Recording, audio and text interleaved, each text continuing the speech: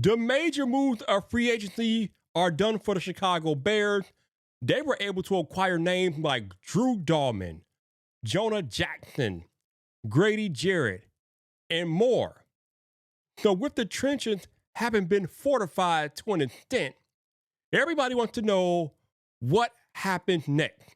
How will the Chicago Bears attack the upcoming NFL draft? Welcome back to Bears Yard. This your boy Vipe. And I want to talk about what the Bears will do with that number 10 pick in the NFL draft. But before I go into all of that, I need you all to understand that the draft does not end at pick 10 for the Chicago Bears. The Bears also have picks 39, 41, 72, 148, 233, and 240.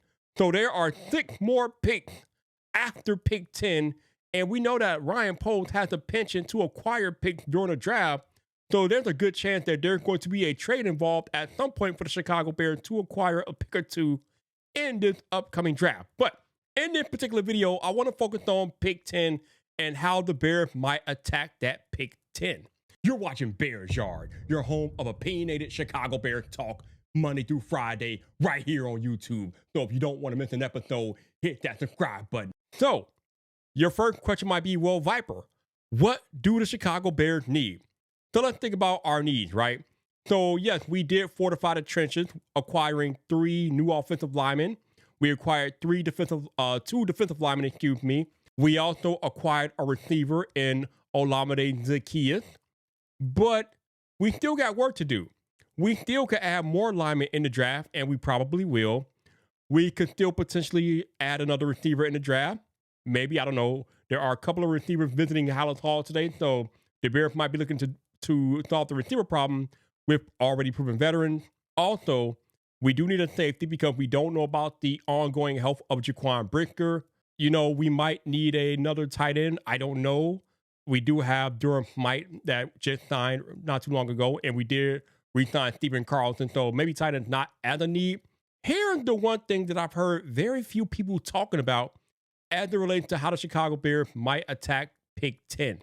If you are drafting a top 10 pick in the NFL draft, more often than not, that pick is being drafted to be an immediate difference maker for that team. And if you especially think about the situation of the Chicago Bears and how this team is lacking blue chip instant playmakers, it should really make you think about the Chicago Bears wanting to acquire an instant immediate playmaker for this team with that number 10 pick. The names that are popular out there are Will Campbell, Mason Graham, Ashton Jeanty, Tyler Warren, Mike Green out there, Shamar Stewart, other names out there who have been linked to the Bears, Josh Simmons, Armand Membaugh. There's a bunch of names out there, right? But out of all of those guys that I just named, how many of them will realistically come into the Bears team and be an instant starter on day one, an instant impact player? Not too many, man. Not too many.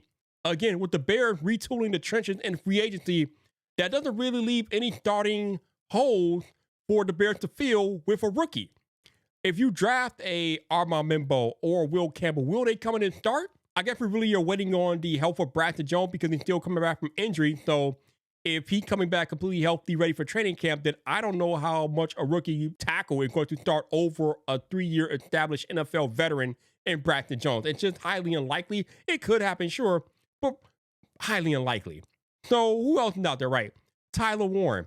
I mean, I guess he could come in and start if Ben Johnson goes 12 personnel with 2 tight ends, which he has been known to do, so that's possible.